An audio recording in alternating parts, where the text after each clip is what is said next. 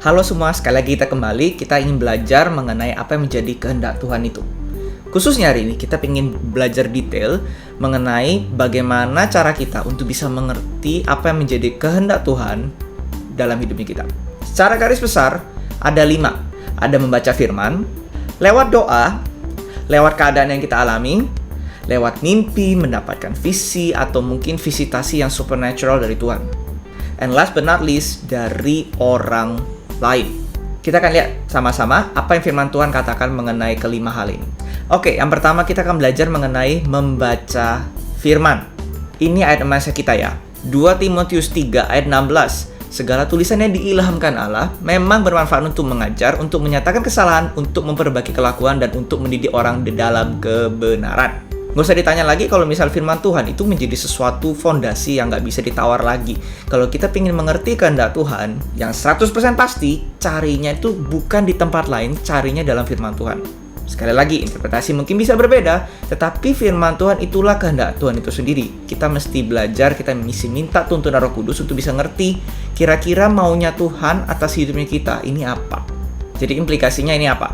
Kalau misalnya ada orang lain yang minta kita untuk bisa mengerti kehendak Tuhan, tapi nggak mau pakai firman sebagai fondasinya, berhati-hatilah. Karena bukan itu pegangan kita sebagai orang percaya.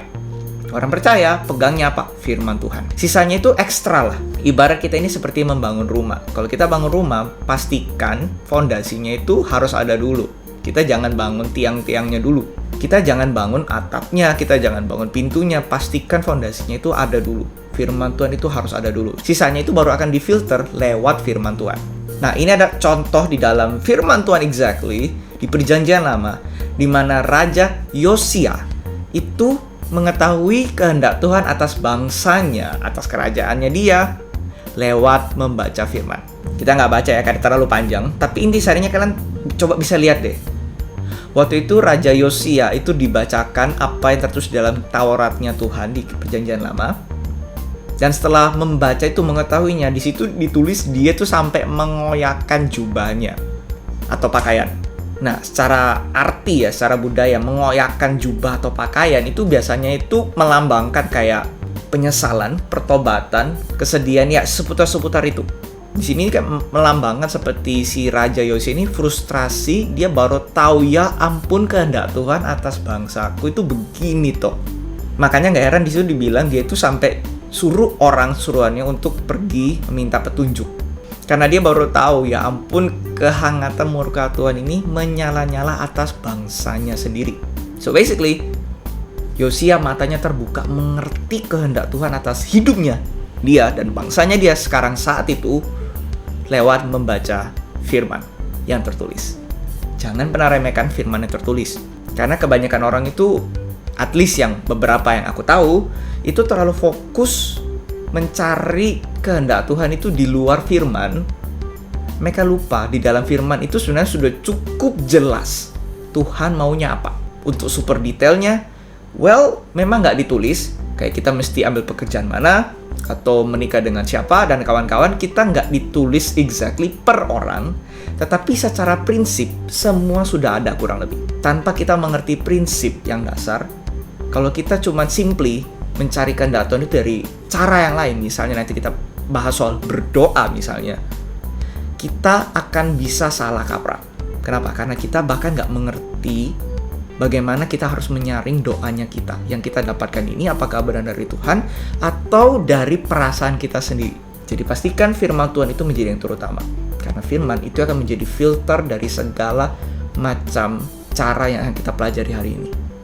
Memastikan agar cara-cara yang di luar firman Tuhan itu tidak menentang firman itu sendiri. Nah, setelah kita sudah punya dasar di dalam firman, kita lanjut berikutnya, berdoa. Jadi dalam firman Tuhan itu ada contoh-contoh figur-figur yang ketika mereka berdoa, mereka mendapatkan jawaban atau kehendak Tuhan untuk hidupnya mereka. Beberapa contoh yang mungkin bisa aku sebutkan sekilas itu Naaman. Beberapa contoh yang bisa aku sebutkan sekilas itu Bileam contohnya. Tapi FYI, aku nggak berpegang teguh dengan contoh yang Bileam. Karena Bileam ini technically bukan orang percaya. Dia itu adalah seorang pelihat atau quote-unquote kayak semacam bahasa kasarnya dukun, semacam dukun dari negeri lain, bukan orang Israel. Tapi dia berusaha mengontak Allahnya Israel. Makanya Tuhan itu bisa berbicara. Nanti kapan-kapan kita akan bahas soal Bileam. Tapi contoh sekilasnya adalah ketika Bileam mencoba mengontak Allahnya Israel lewat ritual, berdoa, whatsoever, Tuhan menjawab dan memberitahu Bileam, jangan pergi, jangan kutuki bangsa Israel. So, dengan quote-unquote berdoa atau dengan ritual apapun yang Bileam lakukan, dia dapat jawaban dari Tuhan. Tapi it's not strong, so kita lanjutkan deh contoh berikutnya. Contoh lain ini Daniel. Daniel berdoa meminta jawaban dari arti mimpi yang raja waktu itu tanyakan. Dan ketika berdoa, Tuhan kasih jawaban ke Daniel. Contoh lain, Yesus sendiri. Di Lukas 6, ayat 12-16. Di situ dikatakan Yesus pergi ke bukit dan berdoa semalaman. Dan ketika besok harinya tiba, Yesus memilih 12 murid yang menjadi rasul nanti. Minus Yudas, karena ya kita tahu dia mati. Tapi intinya ini apa? Intinya Yesus mendapatkan jawaban doa ketika dia berdoa. Tuhan memberikan tuntunan kayak siapa yang harus engkau pilih. Bahasa kasarannya begitu. Aku percaya Yesus memilih 12 orang ini karena Yesus berkomunikasi dengan Bapa di sorga, mendapatkan tuntunan dan jawaban ketika berdoa. Not exactly dari firman Tuhan, karena di firman Tuhan nggak pernah dikatakan kalau nanti Mesias harus pilih orang yang namanya Matius, harus pilih namanya Yudas, Petrus. Tidak ada. There's no such thing. Itu datangnya dari tuntunan Tuhan lewat doa. Jadi we have to admit, kita mengerti kehendak Tuhan itu juga bisa lewat doa. Karena tidak semua ditulis di dalam firman. Ini ada contoh lain.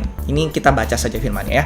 1 Samuel 30 ayat 8. Kemudian bertanyalah Daud kepada Tuhan, katanya, haruskah aku mengejar gerombolan itu? Akan dapatkah mereka kususul? Dan ia berfirman kepadanya, kejarlah sebab sesungguhnya engkau dapat menyusul mereka dan melepaskan para tawanan. Ini Daud berdoa kepada Tuhan untuk meminta izin kayak, haruskah aku ikut kejar mereka? Dapatkah aku menyusul mereka? Ini di kejadian di Ziklag waktu itu. Dan Tuhan menjawab, audible apa enggak? Atau cuman suara dalam hati? Aku nggak tahu karena firman juga nggak bilang apa-apa. Cuma dikatakan, dan ia berfirman, that's it. And God spoke a word kepada Daud waktu itu. Itu sangat generik sekali. Tapi satu yang pasti, terus dalam firman, dan itu kejadian di dalam firman kalau Tuhan meresponi doanya Daud dan menjawab kayak, Tuhan aku belok kiri, belok kanan. Aku maju atau aku mundur. Tuhan menjawab Daud. So basically Daud mendapatkan jawaban doanya ketika dia berdoa meminta petunjuk Tuhan.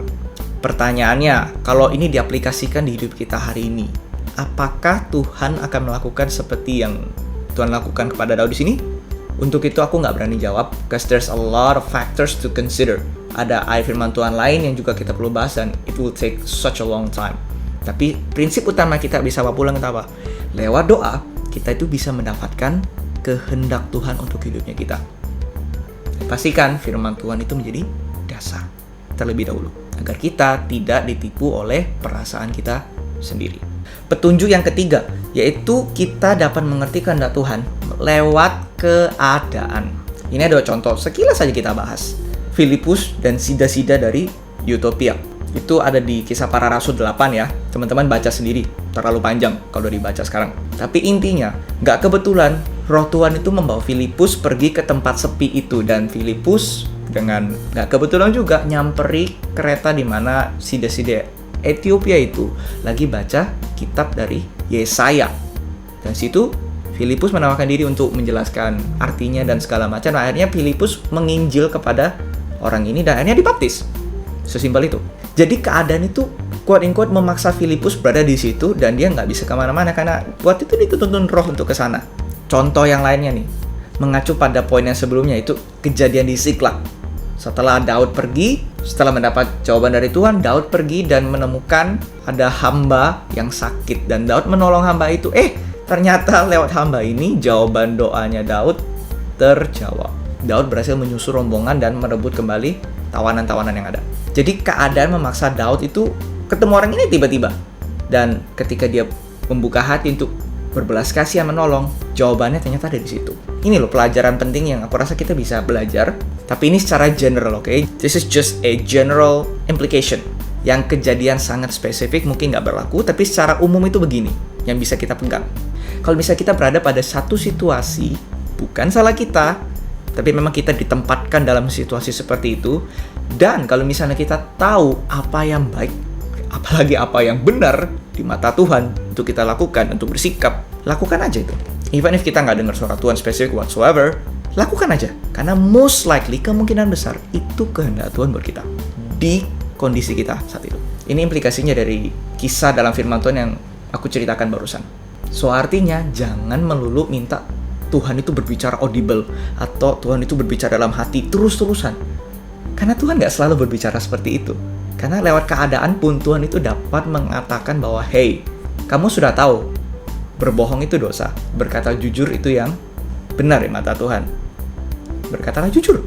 Kalau memang keadaan memaksa kita harus jujur, kita mengakui kesalahan kita, dan sebagainya macamnya. Tanpa Tuhan berbicara dengan audible pun, kita harus dengan yakin bahwa ini kehendak Tuhan untuk hidupku. I need to speak the truth. Atau aku mesti berbuat kasih. Karena ini kehendak Tuhan aku ketahui.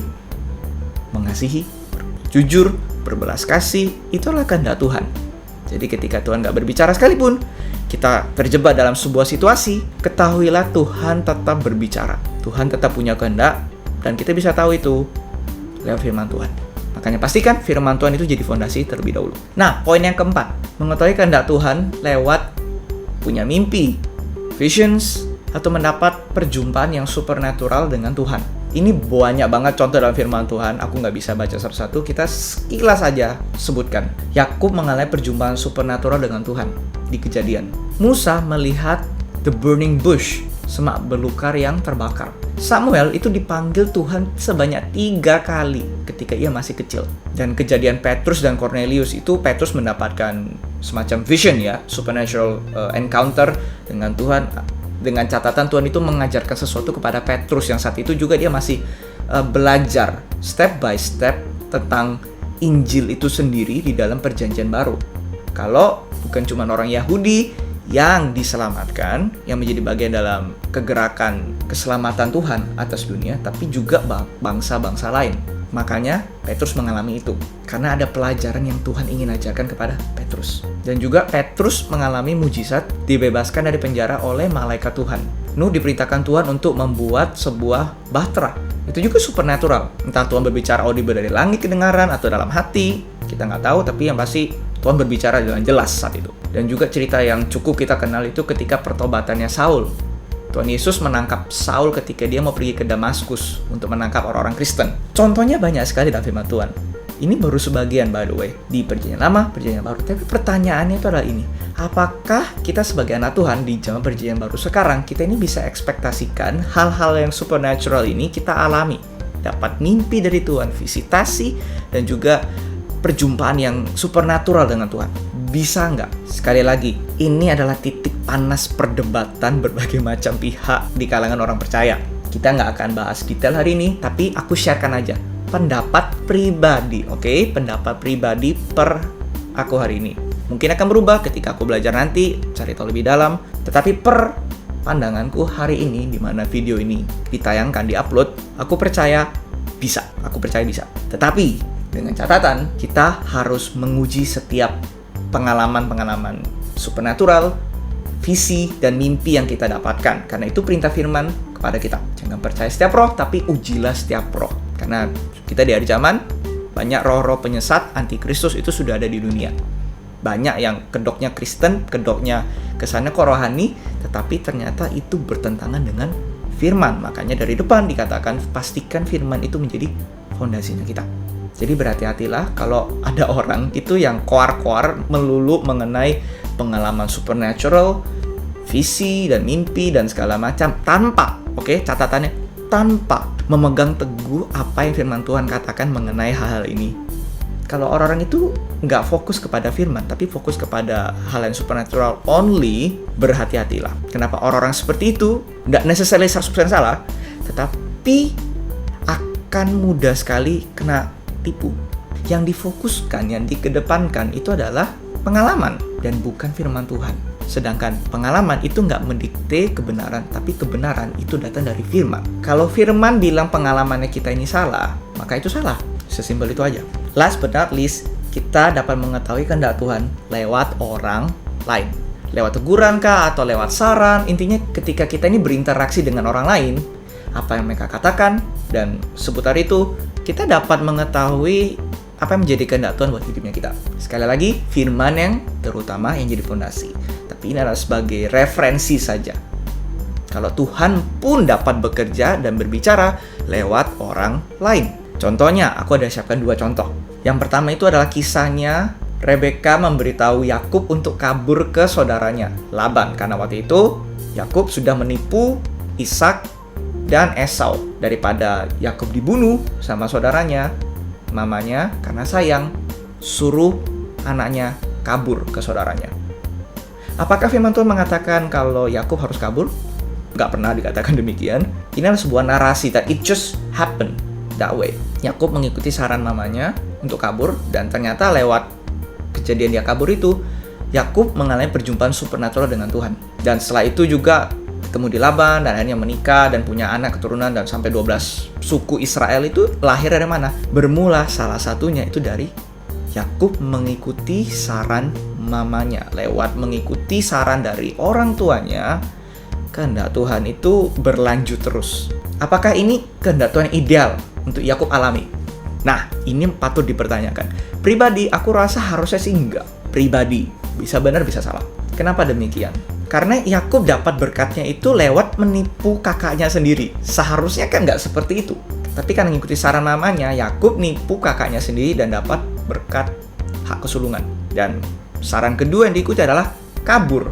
Dari saran pertama saja ini sudah, I'm not sure, I don't think this is right. Secara standar firman, aku rasa ini adalah saran yang tidak sesuai kebenaran firman yang kita tahu. Tetapi itu pun Tuhan bisa pakai untuk mendatangkan kebaikan. Lewat kesalahannya manusia, Tuhan itu bisa pakai untuk melanjutkan apa yang Tuhan janjikan kepada Abraham. Jadi kerennya Tuhan itu begitu. Tapi apakah ini ideal?